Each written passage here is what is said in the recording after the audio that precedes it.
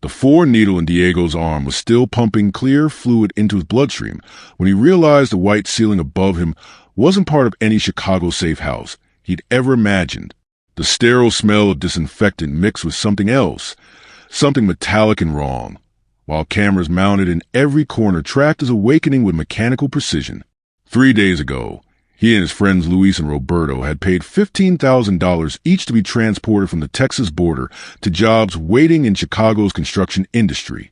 Now Diego was strapped to a medical table in what looked like a surgical suite, watching red lights blink on monitoring equipment, while his mind struggled to process that their promised delivery to the American dream had become something far more sinister. The sedatives were still clouding his thoughts, but the terror was sharp enough to cut through any chemical haze. This wasn't immigration detention, or even criminal incarceration. This was something that belonged in horror movies rather than real life. As consciousness fully returned and he began to understand that his body had been prepared for procedures he'd never consented to, Diego realized that some smuggling operations didn't just transport people across borders. They harvested them. For weeks earlier, the 3 friends had been working in a La Paz factory that paid wages barely sufficient for survival, watching their youth disappear into Bolivia's economic stagnation, while their families sank deeper into poverty that made dreams seem like luxuries they couldn't afford. Diego, 25, was the oldest and most desperate, with a daughter who needed medical treatment that cost more than he earned in 6 months. Luis, 23, had been supporting his mother and younger siblings since his father's death. Roberto, 24, was the smartest of them all, but trapped in a country where intelligence without connections meant nothing. The smuggling contact had come through Diego's cousin, who'd supposedly made it to Chicago 2 years earlier and was sending money home from construction jobs that paid more in a week than they could earn in a month in Bolivia. The cousin's success story included details about the specific smuggling operation that had delivered him safely: professional organization, reliable transportation, guaranteed delivery to employment opportunities that would change their lives. The smuggler, calling himself El Transporter, had seemed different from the desperate criminals who usually ran human trafficking operations. He presented himself as a businessman who understood that successful migrants became repeat customers and referral sources. His operation was sophisticated, with multiple routes, backup plans, and a reputation for delivering clients safely to their intended destinations rather than abandoning them in deserts or detention centers. The price was steep, but seemed reasonable for the comprehensive service El Transporter promised. $15,000 each would cover border crossing, transportation to Chicago, temporary housing while they found employment, and even job placement assistance through his network of contacts in construction industry. It was expensive enough to suggest professional competence while being affordable enough for families willing to mortgage their futures. The border crossing itself had been surprisingly smooth, exactly as El Transporter had promised. No dangerous desert walks, no hiding in truck compartments, no bribing corrupt officials. Instead, they'd been processed through legal checkpoints using what appeared to be legitimate documentation, treated like any other immigrants arriving for work opportunities in America's labor-hungry economy. The bus that would take them to Chicago was comfortable and professional, with other migrants who'd paid for similar transportation services. Everyone shared stories about their families back home, their hopes for American employment, their gratitude for finding a smuggling operation that treated them like customers rather than cargo. The atmosphere was optimistic, almost celebratory, as they traveled toward opportunities that had seemed impossible just weeks earlier. El Transporter's associates who managed the bus were friendly and professional, providing food, water, and updates about their progress toward Chicago. They explained that the journey would take 3 days with overnight stops at safe houses where they could rest comfortably before continuing north. Everything was proceeding exactly as promised, reinforcing their confidence in choosing a premium smuggling service. The first safe house had been exactly what they'd expected: clean accommodations, adequate food, and security measures that protected them from immigration enforcement while they traveled through states where undocumented presence carried serious legal risks. Other migrants at the facility spoke positively about El Transporter's organization, sharing success stories about friends and family members who'd been delivered safely to employment opportunities. The second day's travel had been equally professional, with the bus maintaining comfortable conditions while making steady progress toward their destination. El Transporter's associates provided entertainment, encouraged conversation among passengers, and maintained a positive atmosphere that made illegal border crossing feel like adventure tourism rather than dangerous criminal activity. But something had changed during the second night's rest stop. The safe house was more isolated than the first, with fewer windows and more security measures that seemed designed to keep people in rather than out. The food they were served tasted different, slightly bitter, with an aftertaste that lingered unpleasantly. Diego had noticed other passengers becoming drowsy earlier than seemed normal, but he'd attributed it to exhaustion from travel. The sedatives in their dinner had been carefully calibrated to maintain consciousness during the evening while ensuring deep sleep that would last through transportation to their final destination. Diego's last clear memory was feeling unusually tired while watching television with Luis and Roberto, all three commenting on how the stress of their journey was finally catching up with them.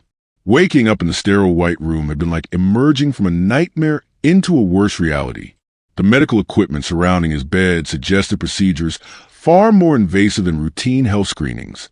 The cameras monitoring his every movement indicated surveillance more comprehensive than simple security measures. The four-line in his arm was delivering substances his body didn't recognize, making him feel simultaneously alert and powerless. Luis and Roberto were in similar rooms nearby, visible through windows that allowed observation but prevented communication. All three were wearing hospital gowns instead of their own clothes, with identification bands around their wrists that reduced them to numbers rather than names.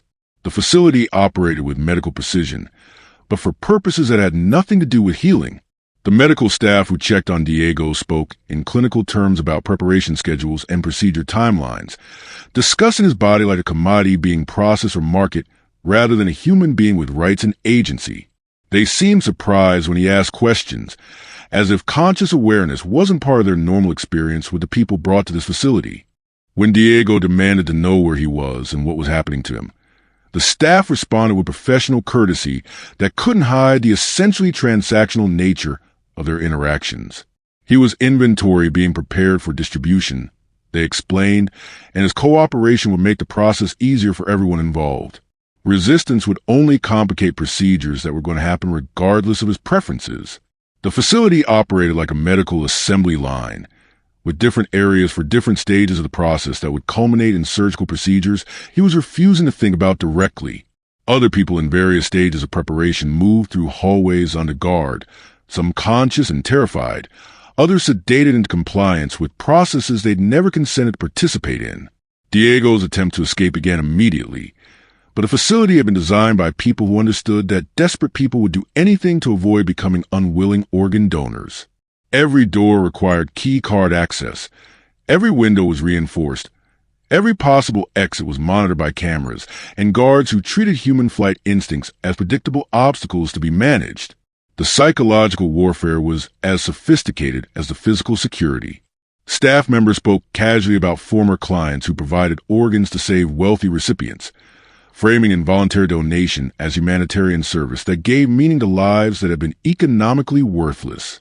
They showed photographs of grateful families whose loved ones had received life-saving transplants, suggesting that Diego's unwilling sacrifice would serve noble purposes.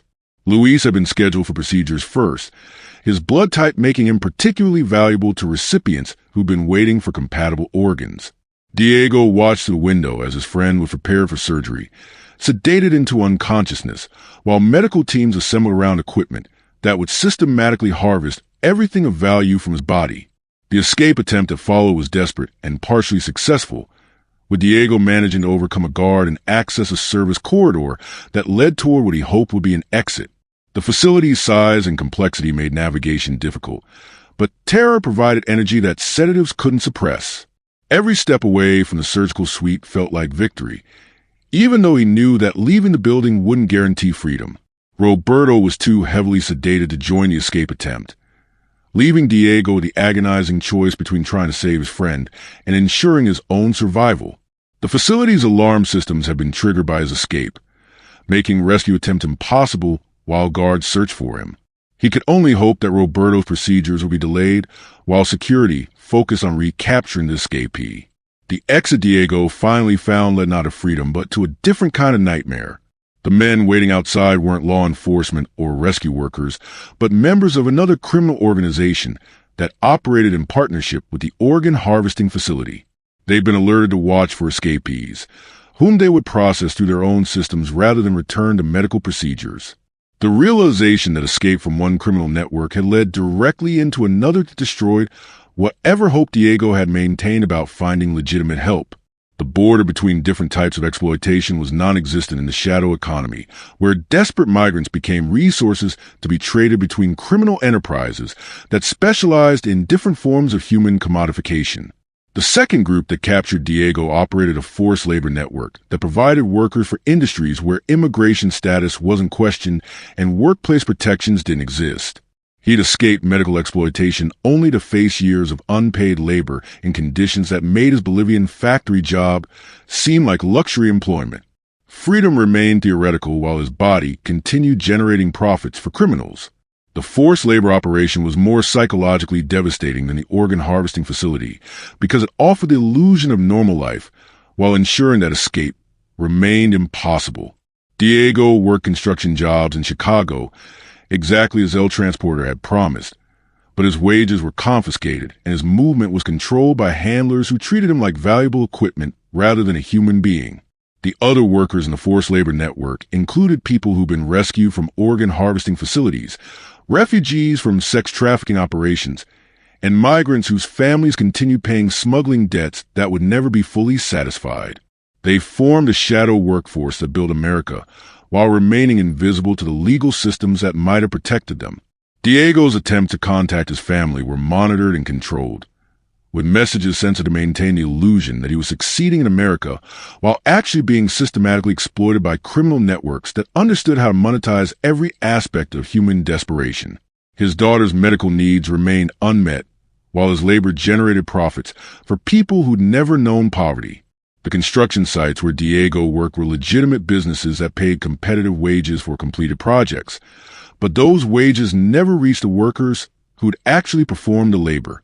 The forced labor network operated as a subcontracting system that delivered skilled workers at below market rates while maintaining plausible deniability about immigration violations. Years passed in this shadow existence, with Diego aging from a young man with dreams into someone whose hope had been systematically extracted by criminal organizations that had perfected the art of turning human ambition into renewable profit. He'd crossed the border successfully and reached Chicago as promised, but his American dream had become an American nightmare that generated wealth for everyone except himself. The forced labor operation eventually attracted law enforcement attention, but not in ways that helped Diego or the other trapped workers. Immigration raids targeted the workers rather than the criminal networks that controlled them, treating victims as criminals while allowing the actual perpetrators to relocate and continue operating under different organizational structures. Diego's deportation, when it finally came, sent him back to Bolivia with nothing to show for years of American labor except trauma and debt that his family had continued accumulating while he'd been trapped in systems that prevented him from sending money home. His daughter's medical condition had worsened during his absence, making his failed sacrifice even more devastating. Luis and Roberto's fate remained unknown, though Diego suspected they'd become involuntary organ donors whose deaths had saved wealthy recipients while enriching the medical criminals who processed them like commodities. Their families in Bolivia continued waiting for communication that would never come, holding on to hope that Diego couldn't bear to destroy with truth they weren't prepared to hear. The organ harvesting facility continued operating, though presumably in different locations with enhanced security that prevented future escapes. The forced labor network adapted to law enforcement pressure by developing new methods of control and new sources of vulnerable workers. The criminal ecosystem that had processed Diego through multiple forms of exploitation remained intact and profitable. El Transporter's smuggling operation had been exactly what it advertised, a professional service that delivered migrants to Chicago as promised. The fact that delivery meant transfer to criminal networks rather than legitimate employment was a detail that clients only discovered after payment had been collected and escape had become impossible. The construction industry that had employed Diego's labor continued operating with competitive advantages generated by below-market wages that forced labor networks provided. The buildings he'd helped construct stood as monuments to productivity that had been subsidized by exploitation too sophisticated for most people to recognize or understand. Diego's story ended where it began in Bolivia, but he now carried knowledge about criminal networks that operated with industrial efficiency in America's shadows. The organ harvesting facility, the forced labor operation, the construction companies that benefited from trapped workers, all were part of an ecosystem that treated human desperation as renewable resources that could be harvested indefinitely. The white ceiling he'd stared at while strapped to that medical table remained vivid in his memory, along with the cameras that had recorded his awakening and the four-line that had delivered substances designed to prepare his body for procedures he'd never consented to. His escape had been successful but incomplete, saving his life while leaving him trapped in systems that monetized suffering with mechanical efficiency. The sedatives that had been used to transport him from promised safety to medical exploitation had taught him that trust itself could be weaponized by people who understood exactly how to package human trafficking as humanitarian assistance. His American dream had been harvested along with everything else of value, leaving him with nothing but scars that would never fully heal. But he was alive, which was more than Luis and Roberto could claim, and sometimes survival was the only victory possible when criminal networks had evolved beyond individual resistance. The organ farm where he'd awakened had been designed to process people like automotive parts, but some components had proven too difficult to extract without damaging the entire system.